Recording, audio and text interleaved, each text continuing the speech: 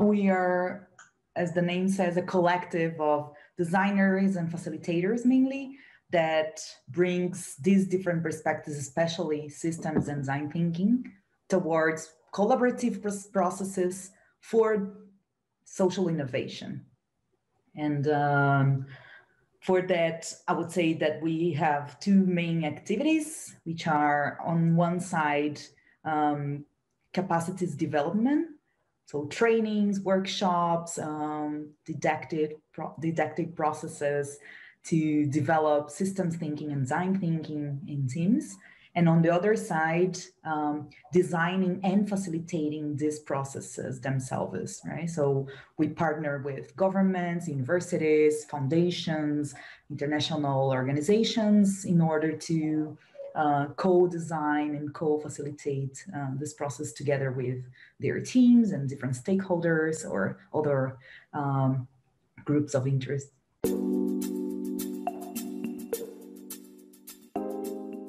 We were taking different certifications, trainings, courses, and different from different organizations. And one of them is the School of Disruptive Design. That's where the name comes from. And we wanted to adapt and, let's say, tropicalize, as we say in Latin America, these concepts, these methodologies that were mainly being developed and tested in the US or in Europe or in different maybe contexts to the context of Latin America, considering that we have a lot of similarities in between the countries that compose the region, and taking advantage that we have basically one common language, which is the Spanish, and Portuguese, which is also very close. And so the idea was, how can we adapt, not only adapt, but also make all this content that is mainly available in English and in very technical approaches, available, accessible, affordable to Latin Americans who want to make social environmental change, empowering them and making this knowledge available and helping to develop the abilities needed in order to apply these methodologies, these knowledges, these tools for real change, right, in the region. We started approaching more innovative frameworks through communities of practice while we were doing other stuff. While Christina was working within government and innovation, I was working for a nonprofit. And the work, the more innovative work, the more like on the edge work that we were doing, it was through communities of practice. One of these one was very special, that it was Social Valley, that it was a community group of people who were dedicated to social change in Guadalajara. And that gave us the terrain of experimenting and doing this. So we wanted to go again with that kind of terrain, with that kind of landscape of people working in a more horizontal way. And it sounds very appealing, but it's very, very hard to do it like in a for-profit way and in a way that kind of works, but it's way more rewarding, even if it's as hard or as triple as hard as just like a regular organization. So that was the choice of the collective part, aside from also the disruptive design kind of part.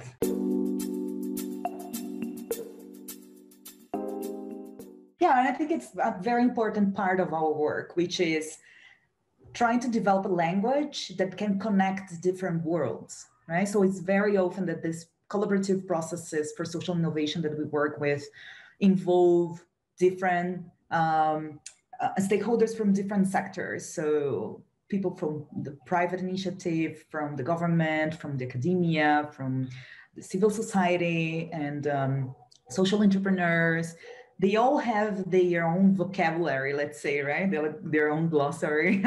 And our effort goes toward creating or finding a common language that is accessible for all of them, that is inclusive for most of them, and that where they can play safe and they can feel comfortable and they can establish dialogue, right? So in the meanwhile, I think this is one of the main outputs, right?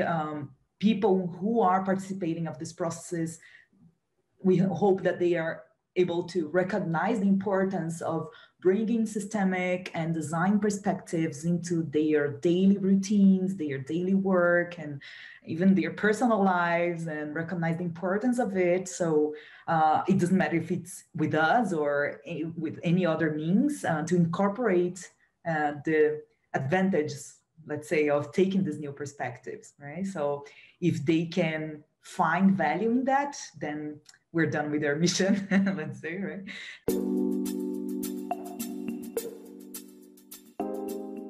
We didn't have to raise money, let's say, to start a collective, but it required a lot of investment of our times to talk to people, to receive a lot of no's. I don't think I need that. Or are you talking about complexity? I want to bring complexity to my organizations, and I already have enough, right? Or, oh no, the systemic things, I don't think that's what we want to do. And since from the beginning, we spoke to a lot of people that initially said those things, and now we see like even big firms that are already working with systemic perspective for designing a product or a service, for example, right? And in the beginning, they said, no, this is not our approach. But I think it's common, and that's why for something, for a collective like this, we don't need maybe to invest on machinery or heavy equipment or places or stores, but we have to invest a lot of time to build, right, this content, to build these conversations, to build these dialogues, and from one side understand what are the needs and what organizations are looking for and what brings value to them, but on the other side find ways where we can establish a language where we can be more clear about how these approaches can really support or help people and organizations. So in our case, I think I will not even consider it like scaling, but for what would be the equivalent for us, it would be that more people will be able to have a decent living out of doing this kind of work with us. So that's kind of one of the different ramifications of like scaling can look like. So we want to build. I just recently heard that from another organization that we admire a lot, that it's called 𝗕𝗢𝗖𝗓. It's from New Zealand.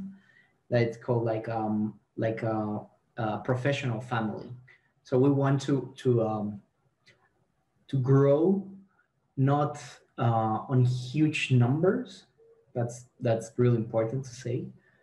But we want to build like a professional family, that all of the people who works in this family can live out of this kind of projects. That's for like one of the ramifications. And the other ramification that I can see that scaling looks like, we're recently working or approaching the different kind of interventions that a systemic approach can happen through a lens of a portfolio approach.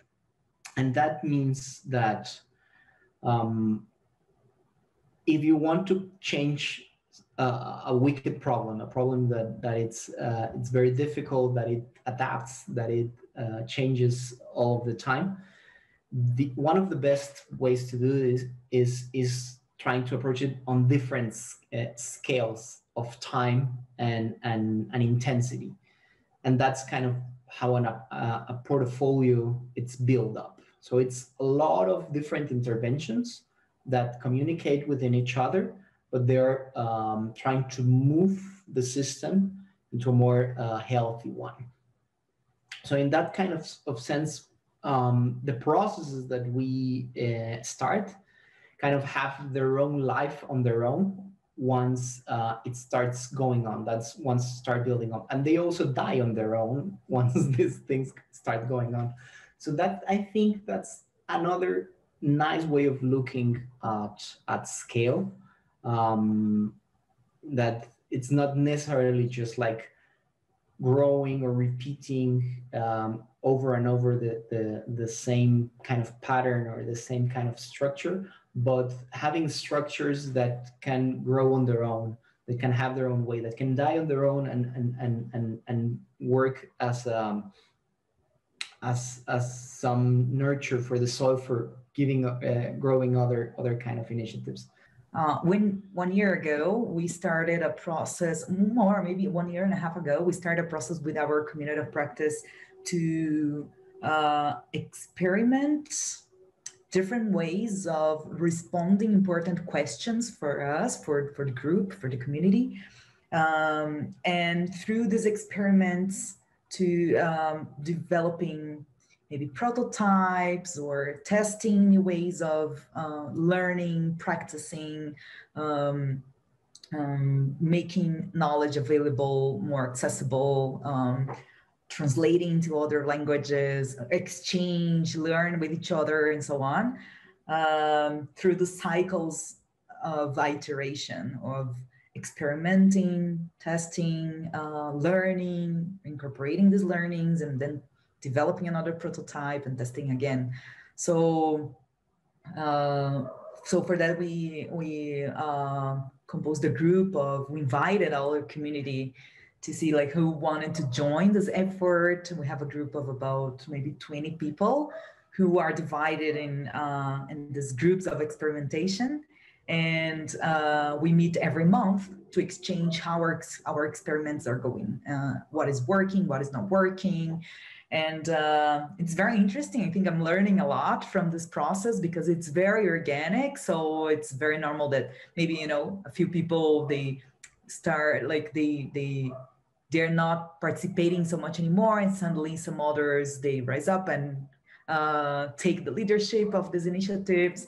But I think more important, we're always meeting to discuss these learnings and seeing how they can help us to evolve as a community, to find ways, let's say, programs, initiatives, you know, events or any other activities that work for a few of us through these experiments, and then deciding like which ones of them we can replicate or scale to the whole community. So this is very interesting because it's based on, let's say, success or failure. Let's test as fast and as cheap and as soon as we can, so we can learn from people how they respond to it, how they like it, how they really join it, and then decide how much more detail we can describe this and implement this and invest more resources and more time and dedicate more of our efforts towards this new initiatives.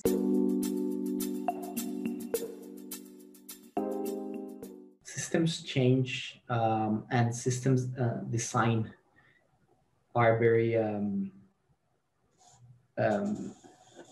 sensitive topics to talk about, because the approach of systems change or the approach of system design normally thinks that there will be kind of a recipe that throughout this recipe you will get systems change, and throughout this recipe systems will change, and our approach, as just Christina said, on being more flexible, more adaptable to how the system will react to this. It kind of boils down to what 𝗦𝗢𝗖𝗓𝗧 said about systems, that you cannot really like change systems, but you can kind of like dance with them and see how will the system behave. So for that, you need to give the people who are directly involved in this system these tools for adaptiveness, for flexibility, for really knowing and making sense of what is going on. And for that, we help ourselves with a toolkit that we want to always build upon it. That it comes from facilitation tools, from like agile management tools, from like design thinking tools, from like behavioral science tools, from gamification tools. And all of those tools, we use them, like getting back to the recipe analogy, we use them as tools or ingredients that we can use to make the recipe work, or make it work, but it will not always be kind of like the same thing. And it's also an invitation of thinking that, and I will also quote another person there, that it's all of these models are wrong, but some work better than others. It's kind of that approach of saying, do not stick with one kind of tool, but try different ones, and be always kind of learning and thinking, well, probably this works better for this and not for that. But it's always kind of like that, and trying to give that kind of tools for the people who are involved. That's kind of also very important part. People who have skin in the game will be probably, or have more probability to be successful to changing the system from within, than people who will just come on and just go and will continue their life. And if the system doesn't change, they don't have anything to lose.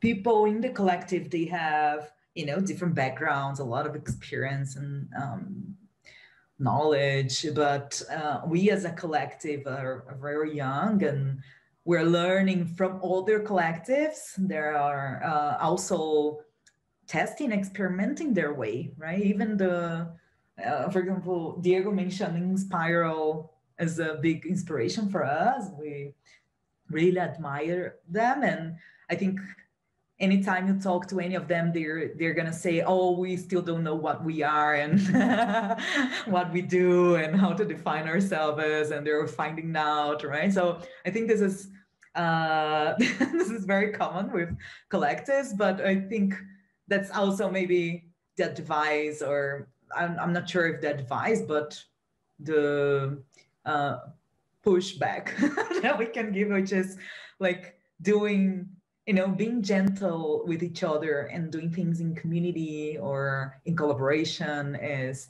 not always the easiest way, but it's quite rewarding.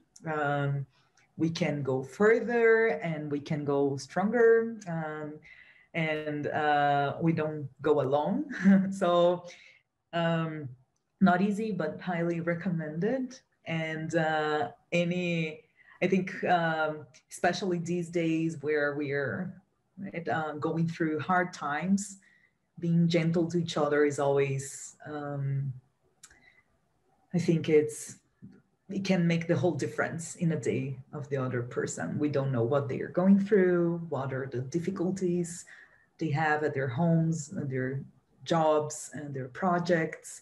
And I think this screen separates us, but we're talking face to face to a lot of people and impacting their lives every day. And I think in the work of social change and social innovation, we have to start from within us towards others. So take care of each other and ourselves. It's always fundamental, right? Before going towards others.